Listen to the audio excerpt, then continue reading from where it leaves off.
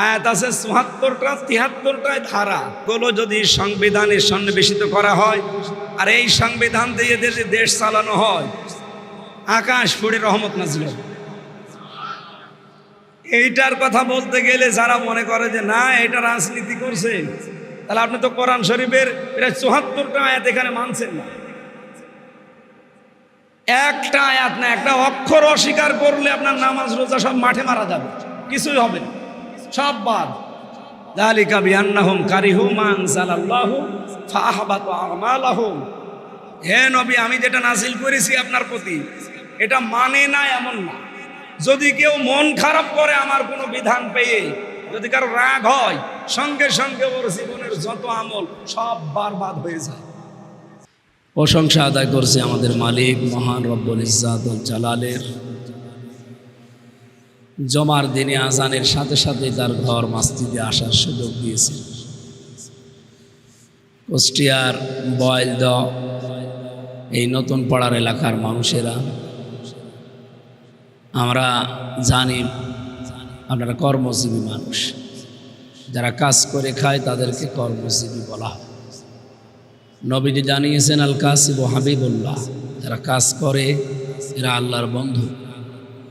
লাকাদ খালাকনাল ইনসানা ফি কাবাদ, অবশ্যই আমি মানুষকে কষ্টের পরে কষ্ট সহ্য করার জন্য বানিয়েছি।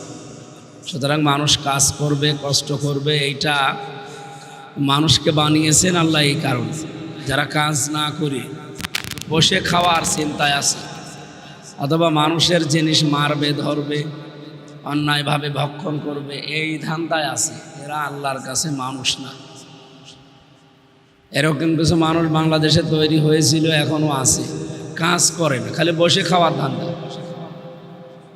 আল্লাহ আপনাকে বানিয়েছে কাজ করার জন্য। ইয়া আইয়ুহাল ইনসান ইন্নাকা কাদিহুন ইলা রাব্বিকা কাদহান ফামুলাকি। হে মানুষেরা, তোমার রবের কাছে পৌঁছাতে হলে কঠোর পরিশ্রমের মাধ্যমে পৌঁছানো লাগবে। বসে কেউ আল্লাহর কাছে পৌঁছাতে পারে। আপনি দেখবেন পৃথিবীতে যত নবীকে আল্লাহ পাঠিয়েছিলেন, কোন নবী এই পৃথিবীতে বসে বসে খেয়েছে এমন কোন নজির আমরা কোরআন হাদিসে পাই। প্রত্যেকটা নবী কাজ করে খেতেন। আদম আলাইহিস সালাম উনি চাষ করতেন, কৃষি কাজ করতেন, গম বলেন, ফসল বলেন, উনি এই জমিনে উৎপাদন করতেন। দাউদ নবীর মতো এত বড় পাওয়ারফুল নবী, যার উপর আল্লাহ জাব্বুর কিতাব দিয়েছিলেন, তিনি কামারের কাজ করতেন। আমাদের নবী যিনি মুহাম্মাদুর রাসূলুল্লাহ, উনিও জীবনে বসে খেয়েছেন নাকি? উনি ব্যবসা করতেন। বলেন তো এই পৃথিবীতে কোন নবীর জীবনে যে কয়টা শুনলাম বড় বড় নবী, একটাও কি বসেছিল এমন পেয়েছে? কাজ করা লাগবে। আজ বাংলাদেশে আমরা কিছু মানুষকে দেখতে পাই, এরা কাজ নেই, এদের কাজ কি? রাজনীতি করে। রাজনীতি কি কাজ? যার কোনো আলাদা কর্মজীবন নেই, শুধু রাজনীতি করে, বুঝবেন ওর ভেতরে ধান্দা আছে। আপনার তো একটা কর্মজীবন আলাদা থাকা লাগবে। হালাল কোনো উপার্জনের ব্যবস্থা আলাদা করবে। রাজনীতি এটা জনসেবা, এই সেবার মাধ্যমে আপনি আল্লাহর কাছে সম্মানিত হবেন, জান্নাত পাবেন, যাই বলেন। কিন্তু ওইটাই যদি কেউ ইনকামের রাস্তা মনে করে, তার দ্বারা দুর্নীতি হওয়ার সম্ভাবনা নেই? আছে, আছে বলেই তো হয়। বহু মানুষকে আমরা দেখি কোনো কাজ করে না, বিয়ে দেওয়ার সময় যদি জিজ্ঞাসা করে ছেলে কি করে, বলে রাজনীতি করে। আরে ভাই, রাজনীতি কি কাজ? ওটা তো একটা সেবা, আপনাকে কাজ করা লাগবে, সে যে কাজই হোক। যদি রাস্তা ঝাড়ু দেওয়া হয় তাও কাজ। আর এই দিক থেকে অন্তত হরিপুর ইউনিয়নের মানুষেরা, এখানে যে কয়টা গ্রাম আছে, এরাই তো কুষ্টিয়া শহর চালায়। সেই হিসাবে এরা যে কাজ করে খায়, এটা তার প্রমাণ। আল্লাহ যেন আপনাদেরকে বন্ধু হিসাবে গ্রহণ করেন, আমিন। আমরা যারা নামাজ পড়তে এসেছি, নামাজের আগে কিছু কথাবার্তা শোনা হয় কোরআন এবং হাদিস থেকে। আমরা সেই হিসাবে কোরআনে কারিমের সূরা ইব্রাহিম আমরা তেলাওয়াত করেছি। 39, 40, 41 তিনটা আয়াত পড়েছি। এই আয়াতের আলোকে কিছু কথা বলবো ইনশাআল্লাহ।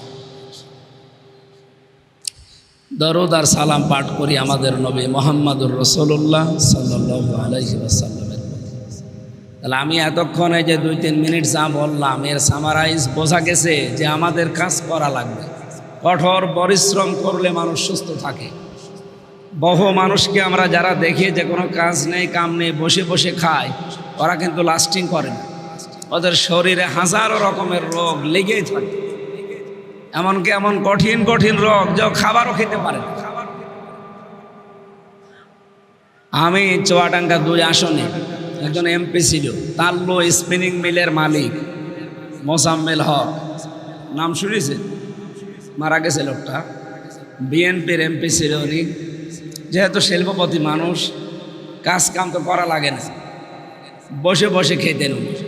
একবার সেই ছাত্র জীবনে ওনার বাড়িতে গিয়েছিলাম, ওনার বাবা না মা মারা যায়, আমাদেরকে কোরআন পড়তে নিয়ে যায়।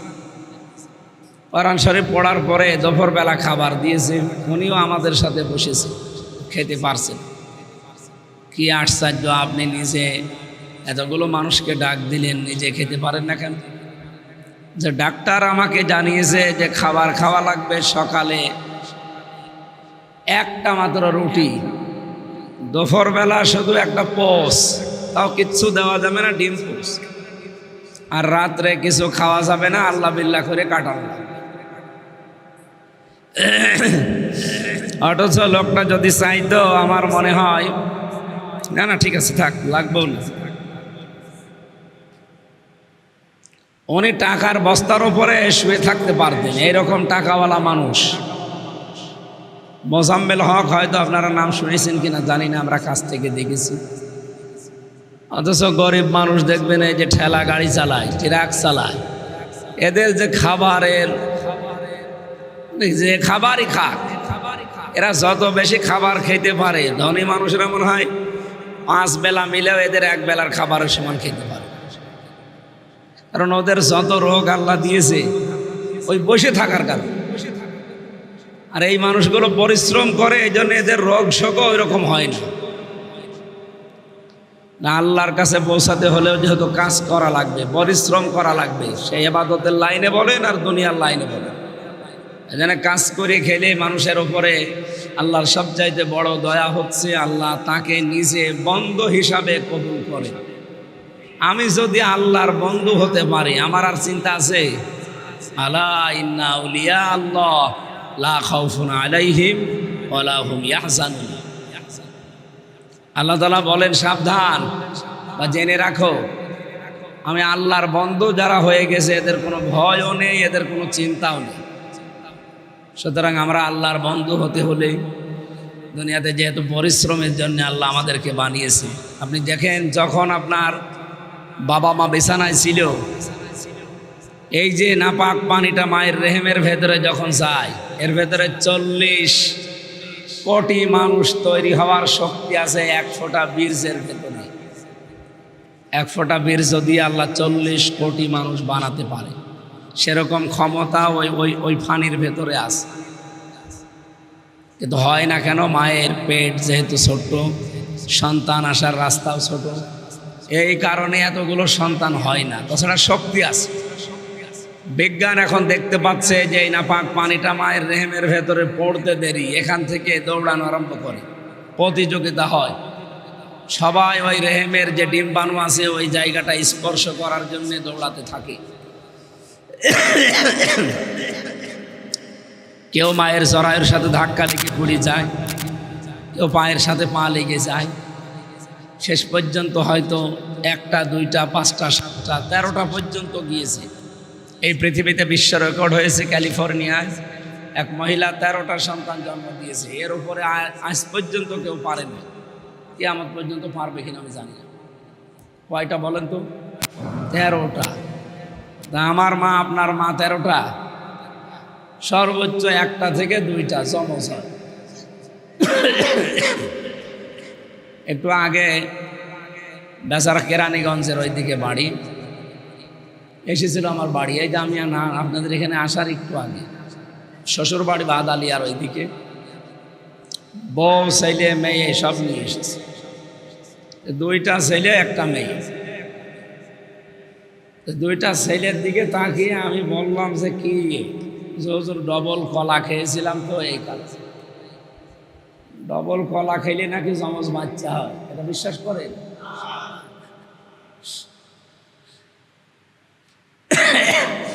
আমি বলছিলাম যে এই মহিলা যে জন্ম দিয়েছে দুইটা যমজ বাচ্চা, চেহারার দিকে তাকিলে আমি তো পার্থক্য করব। আমি 2-3 মিনিট তাকিয়েছিলাম, ওদের নিচতলায় বসতে দিয়ে বললাম একটু তাকিয়ে থাকে, কি গো মিলাতে বাস। খালি নাম যখন ধরে ডাক দিল এই তখন বুঝলাম যে দুইটার নাম আলাদা। চেহারার কাটি এই দুইটারে প্রায় এক। কোনো জায়গায় হয়তো হালকা বেশ কম আছে, সেটা আমি ধরার ক্ষমতা নেই।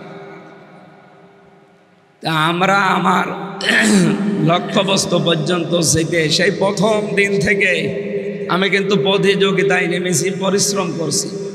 যখন আমার হাত ছিল না, পা ছিল না, আমার নাক মুখ চোখ কিচ্ছু ছিল না, আমার দাদা মামা খালু কিচ্ছু ছিল না, আমি দৌড় দিয়েছিলাম। প্রতিযোগিতা আরম্ভ করে সবাইকে পেছনে ফেলে, আমার ভাই বোন তো আরও ছিল 40 কোটি ভাই বোন, সবকে পেছনে ফেলে আমি একা বিজয় হয়েছি। আর এখন দুনিয়ায় আসার পরে আমার হাত মুখ নাক আমার মামা খালা সব আছে। পরিশ্রম করে জায়গা মতো যেতে পারবো না মানে? আমাদের যে জায়গা মতো যাওয়া দরকার তার নাম আল্লাহর জান্নাত। এটা পাওয়ার জন্য পরিশ্রমের বিকল্প কিছু আছে? নেই। হরিপুরের বাসীকে আমরা আবার ধন্যবাদ জানাচ্ছি এই কারণে যে আপনারা কাজ করে খান, পরিশ্রম করেন। কোরআনে কারিম থেকে যেটা পড়েছি, এবার আমরা তাফসীর আকারে কিছু কথা বলতে চাই। সূরা ইব্রাহিম। কোন সূরা? ইব্রাহিম নাম শুনলেই বোঝা যায় যে এটা হযরতে ইব্রাহিম, আমাদের জাতির পিতা, মুসলিম জাতির পিতার নাম কি? মিল্লাতা আবিকুম ইব্রাহিম হুয়া সাম্মাকুমুল মুসলিমিন। জাতির পিতার নাম ইব্রাহিম আলাইহিস সালাম। আল্লাহ নিজে বলছেন তোমাদের মুসলিম জাতির পিতার নাম ইব্রাহিম, তিনি তোমাদের নাম মুসলমান রেখেছেন। এখানে হুয়ার কর্তা বা ফাইল আল্লাহ হতে পারে, ইব্রাহিমও হতে পারে। এখান থেকে কিছু প্রশ্ন দেখা দেয় যে ইব্রাহিম আলাইহিস সালাম আমাদের নাম যে মুসলিম বা মুসলমান রাখলেন, আমরা যেহেতু ওনার সন্তান, রুহানি সন্তান, এই কারণে উনি আমাদের একটা নাম রেখে দায় পালন করেছেন। এখান থেকে শিক্ষা হচ্ছে এই সন্তান জন্ম দিলে বাবার যতগুলো দায়িত্ব আছে তার অন্যতম দায়িত্ব এটা যে সন্তানের একটা অর্থবোধক নাম রাখা লাগবে। উনি আমাদের বাবা হিসাবে যে নাম রাখলেন, কি সুন্দর অর্থ দেখেন তো। মুসলিম শব্দের শাব্দিক অর্থ কি? আত্মসমর্পণকারী। আমরা কি আত্মসমর্পণ যার তার সামনে করি? বলেন না কেন? যারা ইব্রাহিমকে জাতির পিতা মানে না তারা দেখেন যেখানে সেখানে মাথা নত করছে। কালকে সারা দেশে হিন্দুরা যে পূজা ডুবিয়েছে, মাথা নত করে নাই। আপনি চিন্তা করতে পারেন, ইন্নাল্লাযীনা তাদউনা মিন দুনিল্লাহি ইবাদুন আমসালুকুম।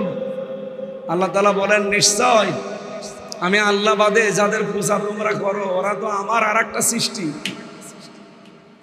যেই সৃষ্টি একটা মাছি মশা বানাতে পারে না। ইয়া আইয়ুহান নাস দুরিবা মাসালুন ফাসতামিউ লাহু ইন্নাল্লাযীনা তাদউনা মিন দুনিল্লাহ। হে মানুষেরা,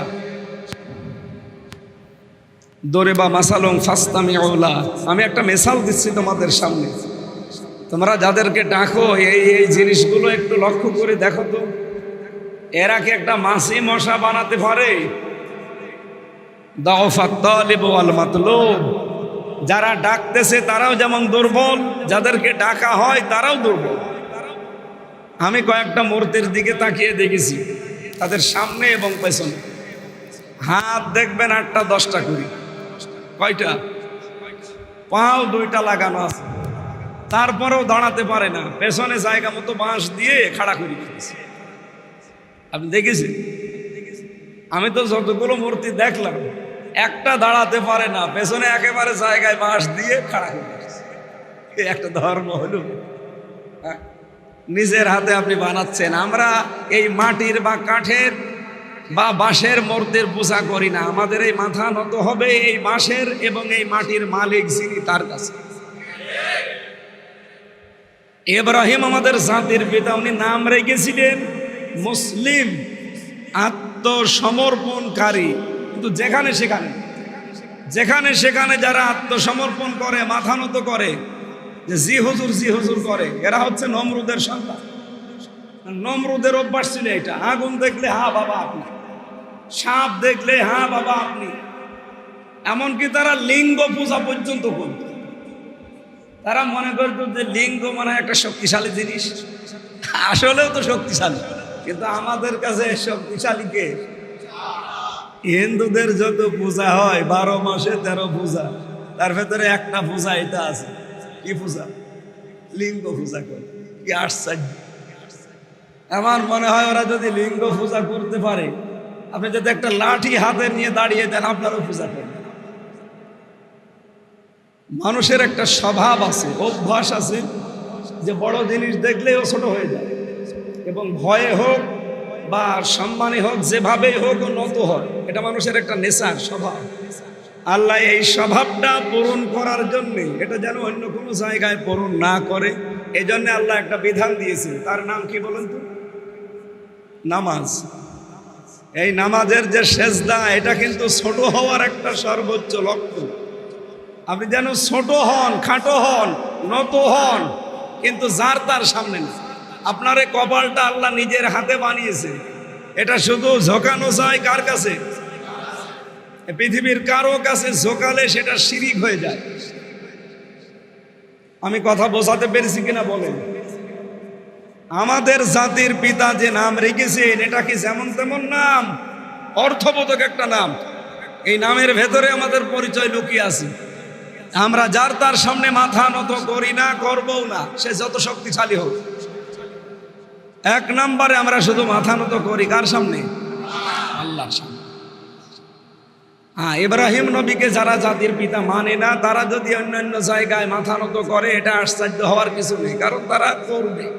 কারণ তারা আমাদের বাবা যিনি, তাকেই তো মানে না, তার দেনা নামটা মানে না। এখান থেকে যে শিক্ষাটা আপনারা পেয়েছেন কিনা জানি না, বাবা হলেই আপনাকে সন্তান জন্ম দিলে একটা অর্থবোধক নাম রাখা লাগবে। এটা মনে থাকবে আপনাদের। এখন যেহেতু আধুনিক জামানা, তো উল্টাপাল্টা নাম আমরা রাখি, এমন এমন নাম রেখে দিয়েছি। এদিন এই যে সাইনবোর্ডে একটা লেখা দেখলাম, কোন জায়গায় জানো? হমাজা লোমাজা স্টোর। কি বুঝলেন আপনি? ওনারা যদি জিজ্ঞাসা করেন যে ভাই হোমাজা লোমাজা স্টোর কি, ও বলবে যে আমার যমজ মেয়ে আছে, তাদের নাম রেখে দিয়েছি হোমাজা আর লোমাজা। হোমাজা লোমাজা মানে জানি নিন্দাকারী। সামনে যারা বদনাম করে এদেরকে বলা হয় হোমাজা, আর পেছনে যারা নিন্দা করে, বদনাম করে, তাদের বলা হয় লোমাজা। এই নামটা খুব ভালো। ওরা জিজ্ঞাসা করবেন যে ভাই আপনি এই নাম রাখলেন, বলবে কোরআনে পেয়েছি। ওই যে ভাই লল্লে করলে হোমাজাদের লোমাজা, অর্থ কি আপনি দেখবেন না? এই জন্য আলেমের কাছে জিজ্ঞাসা করে নাম রাখবেন সন্তান। এটা প্রথম দায়িত্ব দিয়ে গেলাম। সন্তান হলেই জাতির পিতা এটা শিক্ষা দিয়েছেন যে আমি তোমাদের নাম যেমন মুসলিম বা মুসলমান রাখলাম, তোমরাও সন্তান হলে একটা অর্থবোধক নাম রাখবা, যে নামের ভেতরে তার পরিচয় ফুটে ওঠে। আমরা মুসলিমরা যদিও এখন আমাদের এই নামের উপরে নেই, যদিও আমরা ওদের মতো এখন বিভিন্ন জিনিসের পূজা করি, মাথা নত করি, আল্লাহর পাঠানো আইন বাদ দিয়ে পৃথিবীর কোনো আইনের সামনে মাথা নত করা যাবে? এটা কি রাজনীতি মনে হচ্ছে? যদি রাজনীতি মনে হয়, তাহলে কোরআনের 918টা আয়াত আপনি অস্বীকার করবেন। এ পৃথিবী যার, এখানে নিয়ম চলবে তার। আপনি অন্য কারো নিয়ম বানিয়ে দিয়েছে, হয়তো লেনিন বানিয়েছে, কার্ল মার্কস বানিয়েছে, আব্রাহাম লিঙ্কন বানিয়েছে, আমাদের দেশের সংবিধান যেমন ডক্টর কামাল বানিয়েছে। ওকে আল্লাহর আইন দেখে দেখে বানিয়েছে? বলেন বলেন। বিশ্বের বিভিন্ন ইহুদি, খ্রিস্টান, মুশরিক তাদের দেশ সম্পর্কে ভাবা চিন্তা করার পরে মন মতো লিখে গিয়েছে একটা একটা করে। এগুলো দিয়ে 54 বছর চলছে। এই 54 বছরে ডক্টর কামাল হোসেনের এই তৈরি করা সংবিধান দিয়ে বাংলাদেশে শান্তি আসে নাই, কিয়ামত পর্যন্ত আসবে না। শান্তি যদি আনতে হয়, কোরআনের সংবিধান নামে একটা সূরা আছে, ফুরকান। কি বললাম? ফুরকান মানে সংবিধান। এখানে প্রায় 73টা ধারা দেওয়া আছে, আয়াত আছে 74টা, 73টায় ধারা গুলো যদি সংবিধানে সন্নিবেশিত করা হয় আর এই সংবিধান দিয়ে দেশ চালানো হয়, আকাশ ফুড়ে রহমত নাজিল হবে।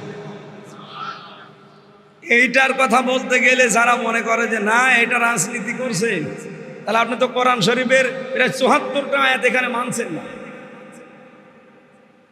একটা আয়াত না, একটা অক্ষর অস্বীকার করলে আপনার নামাজ রোজা সব মাঠে মারা যাবে, কিছুই হবে না, সব বাদ। যালিকা বিআন্নাহুম কারিহু মা আনজালাল্লাহু ফাআহবাতা আমালাহুম। হে নবী, আমি যেটা নাজিল করেছি আপনার প্রতি এটা মানে না এমন না। যদি কেউ মন খারাপ করে আমার কোনো বিধান পেয়ে, যদি কারো রাগ হয়, সঙ্গে সঙ্গে ওর জীবনের যত আমল সব বারবাদ হয়ে যায়। এখানে আমালাহুম দিয়েছেন, আমলের বহু বচন আমাল। আমল মানে কাজ। বলেন বলেন, যত কাজ আপনি করেছেন সে নেকির কাজ যাই বলেন, ফাআহবাতা, আমি নষ্ট করে দেই, বরবাদ করে দেই, ধ্বংস করে দেই। তাহলে এখান থেকে আমাদের শিক্ষা নেওয়া দরকার না যে পৃথিবীতে আল্লাহর আইন বাদ দিয়ে যেহেতু শান্তি আসা সম্ভব না, এতদিন চেষ্টা হয়েছে, কিছুই হয়নি ফল। এই জন্য এখন দেশে ইসলামপন্থী যারা সবাই কিন্তু এক বাক্যে আওয়াজ তুলেছে যে সংবিধান পরিষ্কার করে, এটা সংস্কার করে আল্লাহর কোরআনের নিয়ম নীতি এখানে চালু করে। শান্তি আসবে না মানে শান্তির বাপ আসবে। এখন শান্তিকে যদি কেউ তাড়িয়ে দিয়ে শান্তি তালাশ করে, এক দোকানদার কর্মচারী রেখেছিল, এই কর্মচারীর নাম হচ্ছে নুর ইসলাম। নাম কি? ইসলাম। ইসলাম বলে ডাক দেয়। এখন এই ইসলাম কর্মচারী কাজ করে খায়। এই দোকানদারের একটা মেয়ে ছিল, মেয়ের সাথে লাগিয়েছে লাই। দোকানদার তো বুঝে ফেলেছে, ওর তাকানোর হাব ভাব দেখে এদিকে দেখে ইঙ্গিত দেয়, তো দোকানদার বুঝে ফেলেছে। বুঝে একদিন আচ্ছা করে পিটিয়েছে, পিটিয়ে ওর চাকরি বাদ দিয়ে দিয়েছে দাঁড়িয়ে। ইসলাম ডাক দিয়ে বলছে, মালিক, আপনার এই শান্তির কারণে আমি আজকে চাকরি হারা। ওই শান্তি কয়দিন বাড়ি থাকে আমি দেখব। কুষ্টিয়া স্টেশনে দাঁড়িয়ে ডাক দিয়ে বলছে, শান্তি কোথায় আসো? বাড়িতে। তাড়াতাড়ি চলে আসো হরিপুর থেকে, আমরা দুইজন আজ পালাবো। ঠিক বেডিং খাতা যা আছে সব বেঁধে নিয়ে বাক্সবন্দি করে চলে এসেছে। ইসলামের সাথে শান্তি কি ওধা? সকালবেলায় শান্তির বাবা দোকানদার চিল্লাচ্ছে, আমার শান্তি গেল কোথায়? আমার শান্তি গেল। লোকজন বলছে যে শান্তি, বস শান্তি সকাল থেকে খুঁজে পাচ্ছি না, আমার মা শান্তি কোথায় গেল? মানুষেরা জিজ্ঞাসা করছে, আপনার দোকানেতে কর্মচারী ছিল ইসলাম, ও কোথায়? ওরে তো পিটিয়ে বের করে দিয়েছে। ইসলাম পিটিয়ে আপনি বের করে দেন আর শান্তি খোঁজে? ইসলাম যেখানে শান্তি সেখানে। আপনি ইসলামকে বিদায় করে দেবেন আর শান্তি তালাশ করবেন, দেশে শান্তি আসবে? এবার শান্তি আমরা চাই এবং শান্তি পেতেও চাই। এই হিসাবে বারবার আমরা আহ্বান জানাচ্ছি। এই ডক্টর কামাল একটা নাস্তিক, এই লোকটা আল্লাহকে বিশ্বাস করে।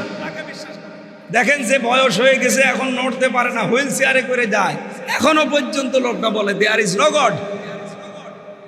তার ভাষা, তার কর্মকাণ্ড দিয়ে এটাই প্রমাণ পায়।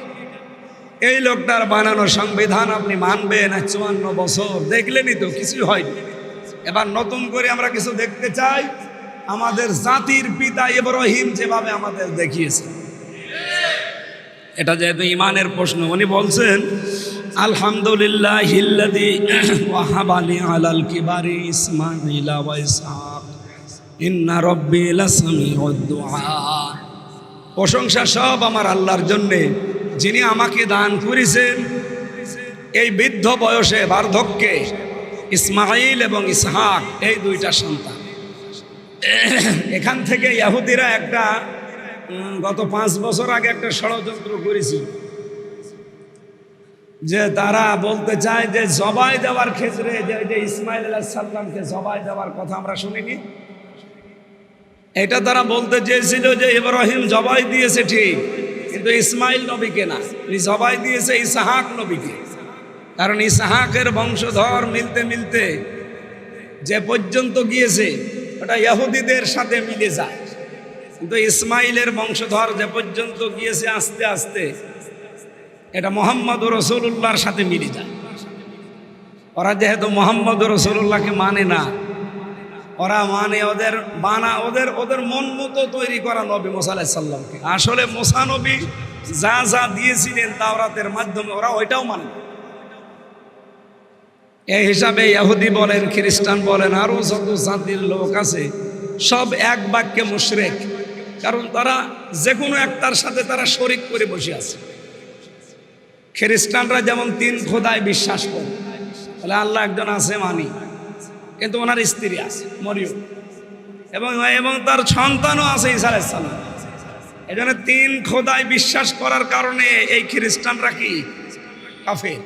বলেন ইহুদিরা 2 খোদায় বিশ্বাস করে, বলে আল্লাহ একজন আছে, আর ওনার একটা সন্তান ছিল উযাইর। যদিও উযাইর আলাইহিস সালাম একজন নবী। আমি বাইরের দেশে বহু ইহুদির সাথে মিশেছি, খ্রিস্টানদের সাথে মিশেছি। ওদেরকে যদি জিজ্ঞাসা করা হয় আপনার নাম কি, নাম বলার পরে আমি বুঝিয়েছি মুসলমান। যাই বলে যে আপনার নবীর নাম কি, তখন ইহুদি যারা তারা বলে জোসেফ। জোসেফ মানে কি? মুসা আলাইহিস সালাম। আমরা মুসা নবী বলি, ওরা জোসেফ বলে ডাকে। খ্রিস্টানকে জিজ্ঞাসা করবেন যে আপনার নবীর নাম কি, ও বলবে যিশু। যিশু মানে? আমরা যারা ঈসা বলে ডাকি ওরা যিশু বলে ডাকে। যাই হোক, আমি যেটা বোঝাচ্ছিলাম, এক বাক্যে শুধু মুসলিম বাদ দিয়ে যত জাতির লোক দুনিয়ায় আছে তারা যে কোনোর সাথে শরিক করার কারণে ওরা মুশরিক, ওরা কাফের। তো আমরা যারা মুসলমান আছি, আমাদের জাতির পিতা ইব্রাহিম আলাইহিস সালাম তিনি বললেন, প্রশংসা আদায় করছি আল্লাহ আমাকে এই বৃদ্ধ বয়সে 84 বছর বয়সে আমাকে ইসমাইল এবং ইসহাককে তিনি আমাকে দান করেছেন। ইন্না রব্বি লাসামিউদ দুআ, নিশ্চয় আমার রব আমার মোনাজাত, আমার দোয়া শ্রবণকারী, কবুলকারী। এখান থেকে ইমানের একটা দৃঢ়তা তৈরি করা দরকার। আজ যাদের সন্তান না হলে মন খারাপ হয় বা না হলে এদিক ওদিক ছোটাছুটি করে, এদেরকে কিন্তু এই শিক্ষাটা নেওয়া দরকার। ইব্রাহিম আমাদের জাতির পিতা, সন্তান হয়নি, বিয়ের পরে 1 বছর 2 বছর 5 বছর না, কত বছর? 84 বছর। ভাবতে পারেন, 84 বছর পরে তিনি দোয়া করতে করতে শেষ, তারপরেও তিনি হাল ছাড়েন। 84 বছর পরে আল্লাহ তারে সংবাদ দিলেন, রব্বি হাবলি মিনাস সালিহিন ফাবাশশারনাহু বিগুলামিন হালিম, যে আমি তোমাকে একটা ধৈর্যশীল সন্তানের সুসংবাদ দিলাম। যাও। কত বছর পরে দিয়েছিলেন? 84 বছর দোয়া করি। আপনার কি 84 বছর দোয়া করা লাগে? আমি তো 5 বছরে দোয়া ছেড়ে দিই। দোয়া ছেড়ে তখন বাবার দরবারে যান। আপনার বাবা সন্তান দিতে পারে এরকম বিশ্বাস আছে বলেই তো যান। পৃথিবীর কোনো বাবার ক্ষমতা আছে সন্তান দেওয়ার? এটা একচ্ছত্র মালিকানা আমার আল্লাহর হাতে। এখান থেকে একটা শিক্ষাও আমি বের করেছি যে আল্লাহ যেটা পারে ওইটা অন্য কেউ পারে, এই বিশ্বাস যে করবে সে শিরিক করবে, আর শিরিক যে করবে সে মুশরিক, আর মুশরিক যে তার জন্য জাহান্নাম ওয়াজিব, জান্নাত হারাম। এই শিক্ষাটাই আয়াতের ভেতরে ছিল। আপনি দোয়া করবেন কোনো কিছুর যদি অভাব হয়। ইব্রাহিম 84 বছর বয়স পর্যন্ত যদি হাল ছেড়ে না দেয়, আপনি 5-7 বছরে হাল ছাড়বেন কেন? উনি বললেন, রব্বি জাআলনি মুকিমাস সালাতি ওয়া মিন যুররিয়াতি, হে আমার রব তুমি আমাকে কায়েম করো, দাঁড় করাও নামাজের উপরে। আমাকে তুমি নামাজের উপরে দাঁড় করাও, আর আমার সন্তানাদি দুনিয়ায় যারা আসবে কিয়ামত পর্যন্ত এদেরকেও তুমি নামাজের উপরে দাঁড় করিয়ে রেখো। তাহলে আমরা যেহেতু ওনার সন্তান, আমাদের সন্তানাদি যারা আসবে, আমাদের উচিত যেহেতু দুনিয়াটা থাকার জায়গা না, বিদায় নেওয়াই লাগবে। হয় 2 দিন আগে 2 দিন পরে, আমরাও এই দোয়া আল্লাহর কাছে করি এবং এই বাস্তবতা রেখে যাই। আল্লাহ তাআলা কোরআনে জানিয়েছেন, ফাখলাফা মিন বাদিহিম খলফুন আদাউস সালাতা ওয়াত্তাবাউশ শাহাওয়াতি ফাসাউফা ইয়ালকাউনা গায়্যা। আমার আশঙ্কা হয়, ভয় হয়, হে নবী আপনার পরে এই পৃথিবীতে আপনার পরে যারা আসবে দুনিয়ায়, তারা দেখবেন অধিকাংশই নামাজ নষ্ট করে ফেলবে, নামাজ পড়বে না, আর তাদের মন যা চায় ওরা তাই করে গোমরা হয়ে যাবে। এখন পৃথিবীতে এরকম মুসলমান নেই, দাবি করছে যে আমি মুসলমানের সন্তান, অথচ শুধু জমান নামাজ ছাড়াও নামাজই পড়ে। এমনকি এমনও মানুষ আছে শুধু ঈদের নামাজ পড়ে, এমনও মুসলমান পাবেন ঈদের নামাজও পড়ে না, শুধু জানাজার নামাজ পড়ে। আর জানাজায় যে শ্রীমান, যে অবস্থায় জানাজা পড়ে, আপনি জানাজা হন। এই বাংলাদেশে একজন সুপুরুষের তালিকা পেয়েছিলাম কয়েকদিন আগে, অ্যাডলফ নাম শুনেছি। এটা নাকি বাংলাদেশের সবচাইতে সুন্দরী পুরুষ, মানে সুন্দর পুরুষ, সুশ্রী, এর মতো চেহারাবান নাকি বাংলাদেশে আর কেউ নেই। ওর মা না বাবা যেন মারা গেছে, একটা জানাজায় দেখলাম, জানাজায় নামাজ পড়াচ্ছে, এইভাবে তাকাচ্ছে। ওর মতো মানুষ জানাজা পড়লে জানাজায় আরো শাস্তি বেশি হবে না? ওর শুধু দোষ একা না, ওর দোষ তো ওর মা বাবা, জন্ম দিয়েছে সন্তানটা। তো দেখেন তো কি করে রেখে গেছে, যে মা বাবা মরে গেছে, একটু জানাজা পড়বে নিয়ম নীতি মেনে, তাও জানে না। এরকম মুসলমান দেশে নেই। আর আপনাদের এই এলাকায় মাদ্রাসা কেমন কি আছে জানি না, ছেলে মেয়েকে আপনি যদি ডাক্তার, ইঞ্জিনিয়ার, বৈজ্ঞানিক যা বানাবেন কোনো অসুবিধা নেই, খালি মাওলানা বানানো লাগবে এটাও মানে না। আপনার যদি ইচ্ছা হয় যে আমার ছেলেকে আমি ইঞ্জিনিয়ার বানাবো, বানাবেন, ডাক্তার বানাবো, বানাবেন, পাইলট বানাবো, বানান, যদি চেষ্টা করে পারে। কিন্তু সর্বপ্রথম আপনার দায়িত্ব হচ্ছে প্রথম 2 থেকে 3 বছর এরকম নোরানি কোনো জায়গায় পড়িয়ে তার কোরআনটা ভেতরে ঢুকিয়ে দেবে। এরপরে ও যেখানেই যাবে, ও যদি বড় কোনো অফিসার হয় দেখবেন বেয়াদব হবে না, এমনকি মা বাবাকে গালি দেবে না, শেষ পর্যন্ত বৃদ্ধাশ্রমে রেখে আসবে না, আলাদা করে দেবে না। কারণ ভেতরে ওই যে নূর আছে, যাদের এইগুলো নেই তারাই কিন্তু শেষ বয়সে মা বাবার খবরও নেই না, কারণ সে তো জানে না যে মা বাবা কি। এই অ্যাডলফের মতো সন্তান আমরা জন্ম দিতে চাই। আপনাদের এলাকায় আহ্বান জানাবো, যদি ওরকম পরিবেশ থাকে 2-3 বছর মতো পড়িয়ে নেবে, ভেতরে আলো এসে যাবে। এরপরে ওর মেধা আরও সাফ হবে, কারণ কোরআন পড়লে মানুষের মেধা শানিত হয়। আমি কথা বলছিলাম, উনি বললেন যে আল্লাহ তুমি আমাকে নামাজের উপরে দাঁড় করিয়ে রেখো। এটা দোয়া করার বিষয়, আল্লাহর কাছে সাহায্য কামনার বিষয়। নামাজ কিন্তু খুব কঠিন জিনিস। 5 ওয়াক্ত নামাজ নিজের কর্মজীবনের সব কিছু বাদ দিয়ে সময় মতো হাজির হয়ে জামাতে নামাজ পড়া, এটা যে কত কঠিন। ইন্নাহা লাকাবীরাতুন ইল্লা আলাল খাশিঈন। আল্লাহ বলেন নামাজ একটা ভারী জিনিস, কিন্তু যারা আল্লাহর সামনে দাঁড়ানো লাগবে, ভয় করা লাগবে, তাদের কাছে কিন্তু এটা সহজ। এজন্য সবার কাছে নামাজ সহজ লাগবে না, এটা ঝামেলা মনে হবে, কিন্তু আল্লাহর দরবারে জবাব দেওয়া লাগবে। প্রথম হিসাবই হবে নামাজের, আউয়ালু মা ইউহাসাবু বিহিল আবদু ইয়াউমাল কিয়ামাতিস সালাত। তাদের জন্য কিন্তু এটা আবার সহজ। আল্লাহ আমাদেরকে ওই ভয়টা যেন তৈরি করে নামাজটা সহজ করে দেয়।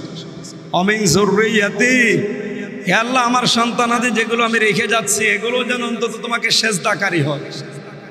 এরপরে তিনি দোয়া করেছিলেন, রব্বানা ওয়া তাকাব্বাল দুআ, হে আমার মালিক তুমি আমার এই দোয়া মঞ্জুর করো। রব্বানা গফিরলি, হে আমার মালিক আমাকে ক্ষমা করো। ওয়ালিদাইয়া, এবং আমার মা বাবাকে মাফ করো। অলিল মুমিনিনা, এবং মুমিনদেরকে ইয়াউমা ইয়াকুমুল হিসাব, কিয়ামতের দিন যেদিন তুমি হিসাব নেবে ওই দিন। এখানে একটা লক্ষণীয় বিষয় আছে। হযরত ইব্রাহিম আলাইহিস সালামের যে বাবা ছিল, উনি কি মুসলমান না মুশরিক? মুশরিক। আজর বা তারেক তার নাম। উনি মূর্তি বানিয়ে মূর্তি বিক্রি করত। ওনার ব্যবসা ছিল মূর্তির ব্যবসা। একজন মুশরিকের জন্য উনি দোয়া করেছিলেন যে আল্লাহ আমার বাবাকে মাফ করে দাও। তাফসিরের ভেতরে দেখলাম ইবনে কাসিরে আছে, ইব্রাহিম আলাইহিস সালাম এই দোয়াটা করেছিলেন যখন এই আয়াত ওনার কাছে কোনো খবর না আসে, এই আয়াত হয়তো ওনার উপর নাজিল হয়নি, কিন্তু ওনার উপরও ওহী আসতো, সহিফা বলা হয়। যখন ওনার কাছে আদেশ এসেছে আল্লাহর যে না কোনো মুশরিকের জন্য ক্ষমা চাওয়া যাবে না, ওটা যদি নিজের বাপও হয়, তখন তিনি আর বাবার জন্যও মাগফিরাত কামনা করেননি, দোয়াও করেন। চিন্তা করেন যে যাদের পিতা ইব্রাহিম আলাইহিস সালাম, কিয়ামতের দিন নবীজি বলেন আমি উঠে দেখবো হযরত ইব্রাহিম পোশাক পরে দাঁড়িয়ে আছে, কারণ ওনাকে উলঙ্গ করে নমরুদ আগুনে ফেলেছিল। কিয়ামতের দিনের জন্য সর্বপ্রথম আল্লাহ পোশাক পরাবে ইব্রাহিমকে, পরিয়ে দাঁড় করিয়ে রাখবে। নবীজি কিয়ামতে সর্বপ্রথম উঠে দেখবে উনি দাঁড়িয়ে আছে। এত বড় পাওয়ারফুল নবী,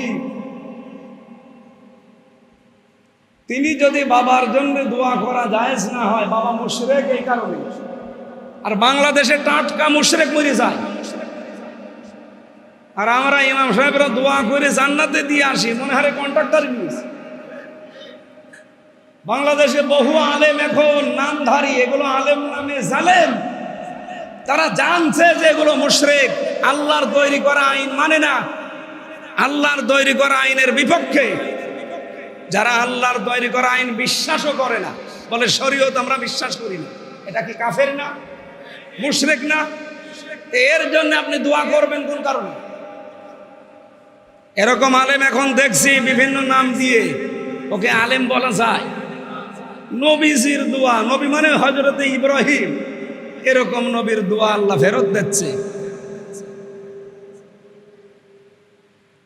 সূরা তাওবার 113 নম্বর আয়াতে আছে যে নদী নিজের নিকট আত্মীয় হয়, তারপরেও কোনো মুশরিকের জন্য মা কানা লিন নাবিয়্যি ওয়াল্লাযীনা আমানু আইয়াস্তাগফিরু লিল মুশরিকিন ওয়ালাউ কানু উলি কুরবা।